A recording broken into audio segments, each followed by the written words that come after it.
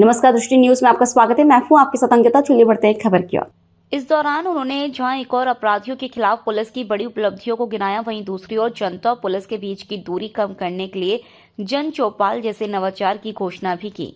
NDPS के खिलाफ zero tolerance, 1142 तस्कर गिरफ्तार। आईजी गौरव राजपूत ने बताया कि पिछले 1 साल में रीवा पुलिस ने नशे के सौदागरों की कमर तोड़ दी है। एनडीपीएस एक्ट के तहत की गई कार्रवाई के आंकड़े पेश करते हुए उन्होंने बताया कि अब तक कुल 1142 आरोपियों को जेल भेजा जा चुका है। उन्होंने कहा कि रीवा पुलिस की इस सक्रियता का असर पड़ोसी राज्यों में भी देखने को मिला है। उत्तर प्रदेश पुलिस के साथ समन्वय स्थापित कर बड़े तस्करों पर शिकंजा कसा गया है और प्रवर्तन निदेशालय के माध्यम से अपराधियों की अवैध संपत्तियों पर भी चोट की गई है। अब थाने नहीं, आपके द्वार आएगी पुलिस। जन चौपाल की शुरुआत। प्रेस कॉन्फ्रेंस का सबसे अहम हिस्सा पुलिसिंग के मानवीय चेहरे और जनसंवाद पर केंद्रित रहा। आईजी ने स्पष्ट निर्देश दिए हैं कि गांव में लगेगी चौपाल। अब हर थाने के अंतर्गत आने वाले गांव में पुलिस खुद जाकर जन चौपाल लगाएगी। मौके पर निराकरण। फरियादियों को अपनी छोटी बड़ी समस्याओं के लिए अब थाने के चक्कर काटने या घंटों बैठने की जरूरत नहीं होगी।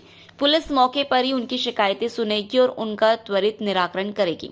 हर थाने की कार्यप्रणाली पर वरिष्ठ अधिकारियों की सीधी नजर रहेगी ताकि पीड़ितों को न्याय मिलने में देरी ना हो। नशे और अवैध व्यापार पर प्रहार मीडिया से चर्चा करते हुए राजपूत ने कहा कि नशीली सिरप और अन्य मादक पदार्थों के खिलाफ अभियान और तेज किया जाएगा। उन्होंने यह भी भरोसा दिलाया कि सीएम हेल्पलाइन और अन्य माध्यमों से आने वाली शिकायतों का निराकरण अब और अधिक पारदर्शिता के साथ किया जाएगा।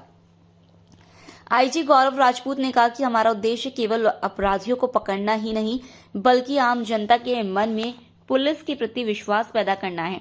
जन चौपाल के माध्यम से हम हर ग्रामीण और शहरवासी तक पहुंचेंगे।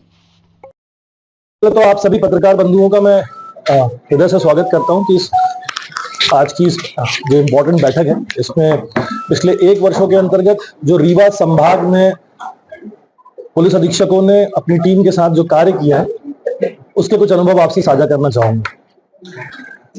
सर्वप्रथम कुछ नवाचार हम लोगों ने चालू किए पिछले 1 वर्ष में, और धरातल पे जब उसके रिजल्ट्स हमने देखे तो वो बहुत अभिभूत करने वाले थे। जिसमें सबसे पहला जो हमने नवाचार किया वो था अवैध शराब के विरुद्ध। पैकारी की शिकायतें हमेशा से आ रही थी और जिला स्तर पर जो थाना प्रभारीगण थे उनके अनुसार ये कार्रवाइयां संपादित की जा रही थी, परंतु संभाग स्तर पर ऐसी कार्रवाइयां पहले कभी प्रतिपादित नहीं करी गई।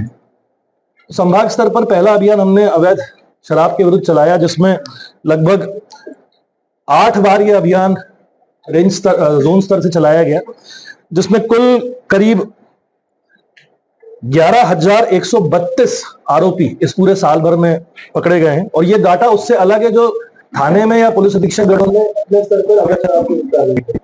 इस संभागीय स्तर के डाटा में आप लोगों को जरूर करूं। इसमें करीब 33,000 लीटर देसी, करीब 22,000 लीटर विदेशी और करीब 25,000 लीटर अवैध जो हाथ निर्मित टिंचर वाली शराब होती है, उसको पुलिस ने जब्ती की कार्रवाई करी। कुल मशरू का अगर हम बात करें तो 11,333 आरोपियों से कुल शराब की कीमत लगभग 3,83,71,564 रुपए है। और इन शराब के परिवहन के दौरान कुल 171 वाहन भी पुलिस ने राजसात किए हैं, जिनकी कुल कीमत लगभग 6,67,55,000 रुपए। ये कार्रवाई संभागीय स्तर पर पहली बार प्रतिपादित की गई। दूसरी कार्रवाई जो मुझे लगता है जिसने कानून व्यवस्था को बहुत माकूल ढंग से कायम रखने में हमारी मदद करी, वो था कॉम्बिंग गश्त का एक साथ सभी 6 जिलों में अभियान चलाना। इस कॉम्बिंग गश्त के दौरान ऐसे वारंटी जो अक्सर फरार रहा करते थे, उनके खिलाफ सभी जिलों की पुलिस ने एक साथ कार्रवाइयां करी हैं। पिछले 1 वर्ष में लगभग 11 कॉम्बिंग गश्त के अभियान संभाग स्तर पर चालू हुए हैं, जिसमें लगभग 1920 स्थायी वारंटी, लगभग 4,500 गिरफ्तारी वारंटी, 3,500 निगरानी बदमाशों की चेकिंग और करीब 4,660 गुंडों की चेकिंग पुलिस ने दरमियान करी है और विभिन्न कार्रवाइयों में इन बदमाशों को निषेध किया है। इसके साथ साथ एक और कार्रवाई जो पिछले 1 वर्ष में सभी एडिशनल एसपीज ने अपने स्तर पे करी है, वो है कि करीब शाम के समय 6 बजे से लेकर 11 बजे तक अलग अलग जिलों में पुलिस ने सड़क पर आकर चेकिंग अभियान को लॉन्च किया है। सड़क पर पुलिस उन संवेदनशील स्थानों पे जहां घटनाक्रम पिछली बार हुए थे उनकी पेट्रोलिंग करी है, वहां स्थायी चेकिंग लगाई है और ये अभियान लगातार एडिशनल एसपी ने पिछले 1 साल में किया, जिसमें हर दिन की एक्चुअल रिपोर्ट उन्होंने मुझे और डीआईजी साहब को भेजी। तो ये जो पुलिस दिखना शुरू हुई, ये 1 वर्षों में मैं एडिशनल एसपी सभी को बधाई देता हूं कि उनके अथक प्रयासों से और डे एंड नाइट मॉनिटरिंग से पुलिस रोड पे दिखना शुरू हुई, जिसके कारण से हम प्रभावी कानून व्यवस्था को दे पाए। तीसरी एक चीज जो सभी पुलिस अधीक्षक जिसके बधाई के पात्र हैं वो ये है कि हमने ये डिसाइड किया था कि किसी भी पॉइंट ऑफ टाइम पे एक मिथक था कि जब प्रतिबंधात्मक कार्रवाइयां होती हैं या ऐसी कार्रवाइयां होती हैं जो सिर्फ चुनाव के दौरान संपादित की जाती हैं, उस मिथक से हम बाहर निकले। इसको तोड़ने के लिए हमने हर क्राइम मीटिंग में एसपी को निर्देशित किया और सभी एसपी ने इसमें बढ़ चढ़कर आगे बढ़ के प्रतिबंधात्मक कार्रवाइयों में और माइनर एक्शन की कार्रवाइयों में अपने अपने स्तर पर बढ़ावा किया। मैं आपको बताना चाहूंगा कि लगभग 2024 में, जो कि ये लोकसभा चुनावों का साल था, उस दरमियान संभाग में सभी जिलों को मिलाकर 6 के 6 जिलों को मिलाकर 54,636 प्रतिबंधात्मक कार्रवाइयां की गई हैं। लेकिन यही आंकड़ा 1 अप्रैल 26 में अगर हम आते हैं 1 साल के दौरान, तो ये 78,092 कार्रवाइयां की गई हैं, यानी कुल प्रतिबंधात्मक कार्रवाइयों में 42% की वृद्धि हुई।